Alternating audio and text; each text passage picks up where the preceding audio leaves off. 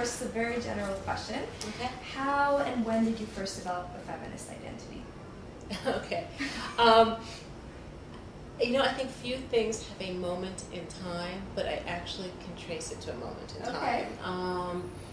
It was two separate moments. One was I had been working with eating disorders at a time when people weren't really sure that there was a diagnosis, and even if there was a problem, how would one solve it? So it was a very exciting time because the field was wide open and the questions were in some ways very basic and felt very important.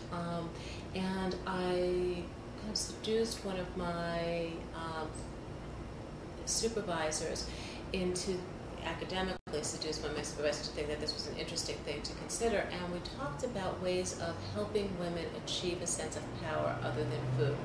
But we weren't thinking of it in terms of women and power and feminism. We just were very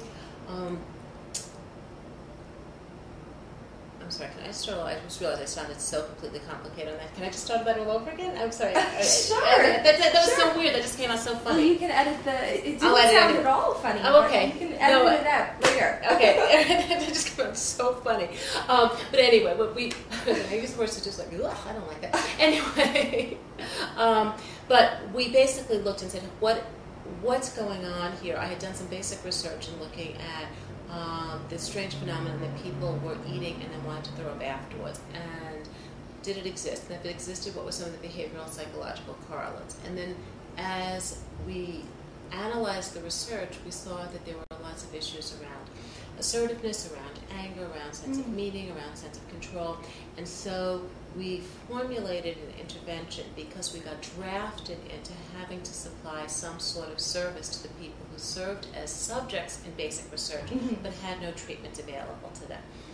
And we thought, you know what, this is really an issue of competency. The women don't feel competent. They don't know how to impact the world. They seem to be lacking certain problem-solving techniques. And we created what became, you can't have your cake and eat it too, but initially was almost like a cult treatment book where we created a therapy. There were very few therapeutic options available.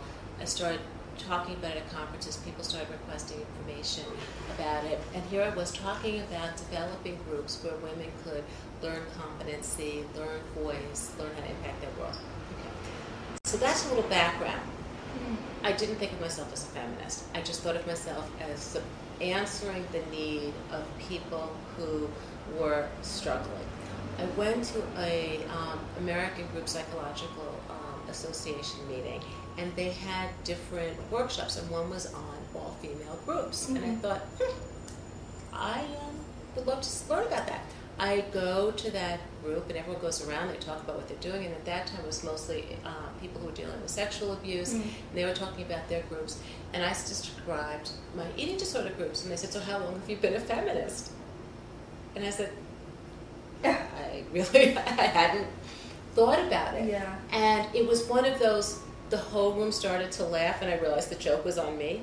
And I thought, I just did what I thought was the right thing to do for the patients. I hadn't conceptualized it as feminist treatment. I conceptualized it as just good care. And then it got me much more excited at the idea of, well, what are the pros and cons of thinking about this as a feminist notion? And so then I started to explore more feminist theory. And as I began to explore feminist theory, I started to find resonance with the ideas that I had been putting together. So I kind of came into it backwards, but I truly remember that moment where I just went, oh! Yeah. So that was the start. Okay, so you didn't have any involvement with the feminist movement, or no?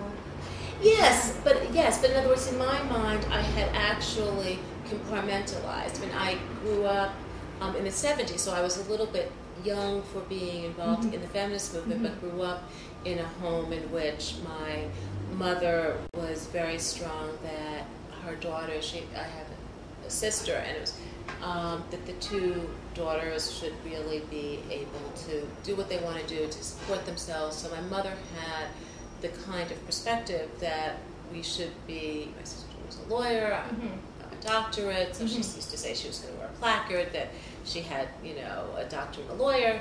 They both are girls.